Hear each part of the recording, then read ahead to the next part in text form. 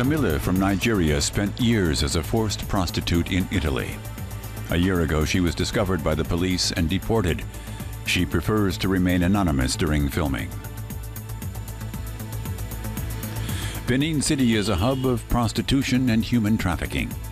Local women are drawn into the traffickers' web with promises of a better life in Europe, only to find themselves forced into prostitution. Back in Nigeria, Camilla wants to start a new life, but her feelings of shame are such that she has yet to visit her family. Will she find the strength to meet them?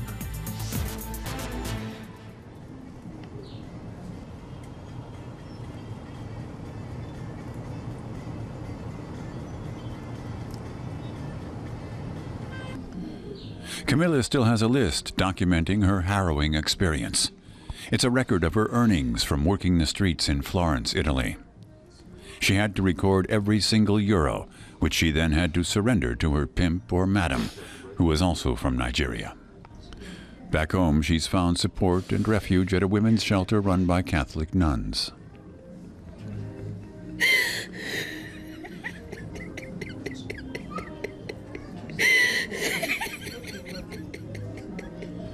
She spent most of her time in Italy, imprisoned in a tiny room with no chance of escape. She collected my phone. I was without phone. I could not call my parents. She maltreated me, beat me up, called me all sort of name. That after helping me now, I don't want to pay her back her money. Eventually, Camilla was picked up by the Italian police and repatriated to Benin City. She says she still feels too weak to cope on her own, and she's afraid of being seen as a failure since she returned from Europe penniless. She's not sure how she'll manage. 3 months later. A few days ago, Camilla rented a small apartment in Benin City.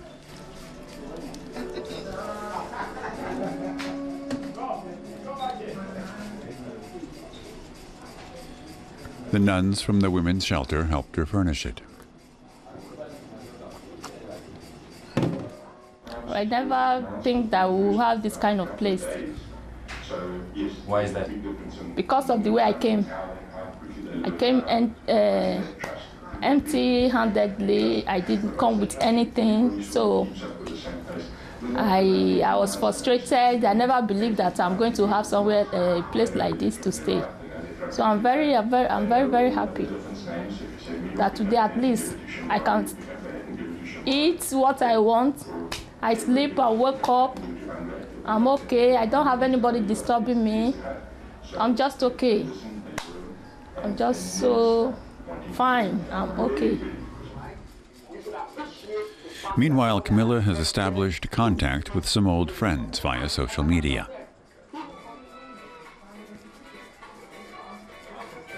Loneliness has been one of the most distressing challenges to deal with, but she still dreads the prospect of reuniting with her family. Since setting off for Italy more than 8 years ago, contact with her family has been limited to just a few phone calls. She told no one in her family of the terrible things that happened to her in Europe, and her home village is just a half-an-hour drive away.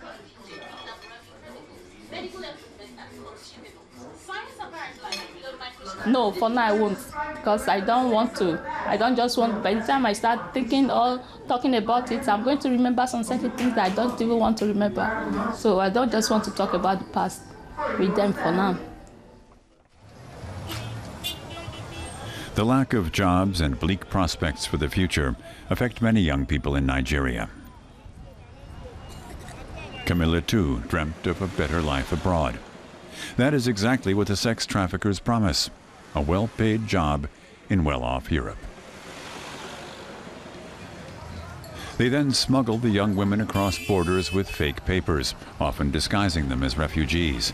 Experts say there are several thousand such cases every year in Benin City alone. The next day, Camilla is making a rare venture out in public. That means putting on a wig. She feels more comfortable when she doesn't think she'll be recognized. She's off to a school to tell her story, and she hopes to prevent more young girls falling prey to sex trafficking gangs. There are so many of them that can do even worse than what my mother had done to me to other girls. Camilla knows that very few human traffickers are ever prosecuted, not in Europe and not in Nigeria. That's why educational efforts are so important.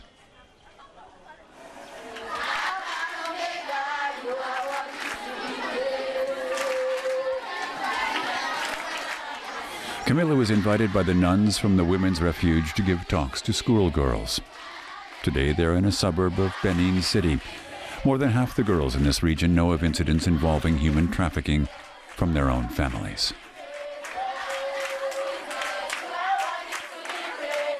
I feel like if I'm in the shoes of those people, how would they feel that they are trapped there and they can't even come to their country to say their experience or teach the people to stay away from all this kind of stuff.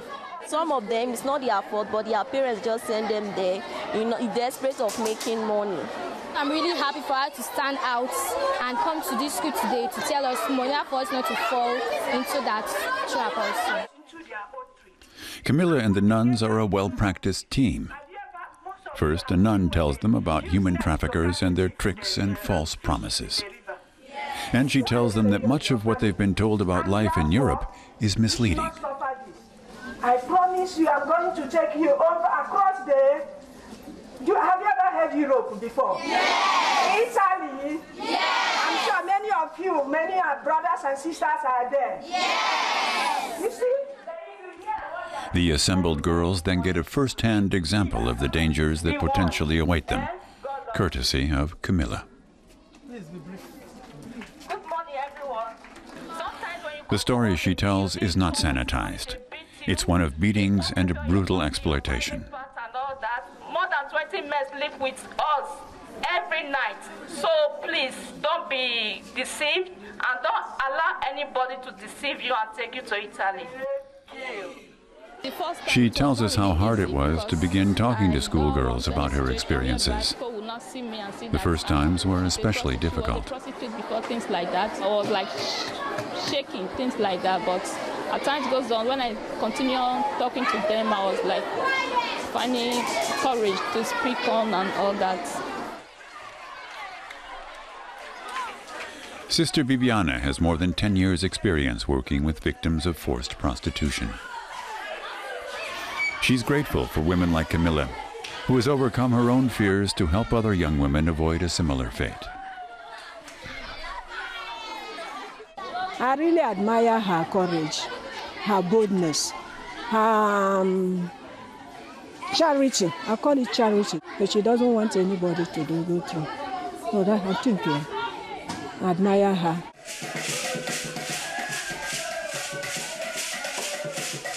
A Juju temple in Benin City.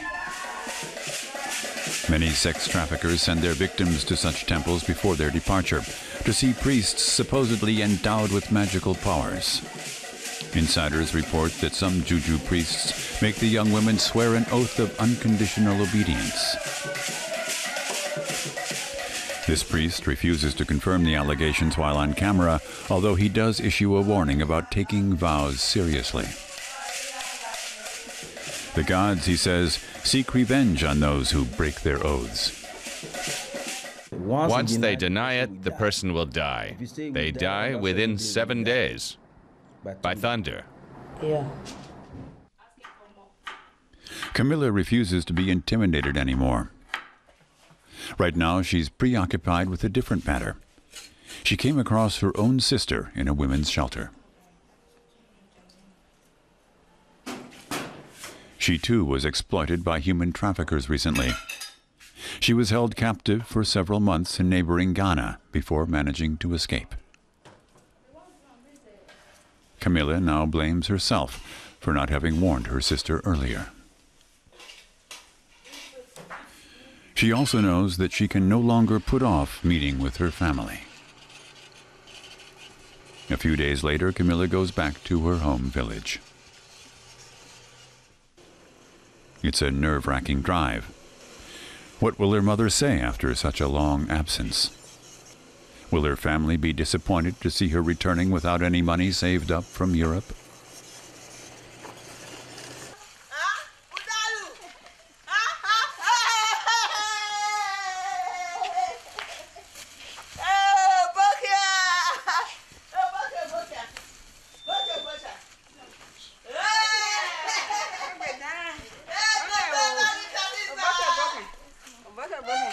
But her worries prove unfounded.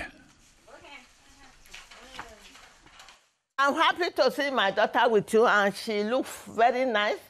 I'm very happy, but I never know what is going on. Rice with egg and chili sauce, the meal that Camilla enjoyed as a child. She decides not to tell her family for now about her experiences in Europe. For now, she's just happy that her mother isn't asking questions. Her mother had warned her about leaving. Even before I traveled, she warned me not to do such thing. And I went there, although it wasn't my fault, I found myself in such a situation. So if I should tell her, I don't think she will be able to take it lightly. And she will not be happy over it. So I don't think I will tell her. I don't just want to tell her. I just want to keep it secret. The family prays to give thanks for her return. Camilla believes her mother may suspect what really happened. 80% of forced prostitutes in Nigeria come from the Benin City area. Even people in remote regions have heard the rumors. Perhaps one day, Camilla will manage to talk to her mother about what really happened during her stay in Europe.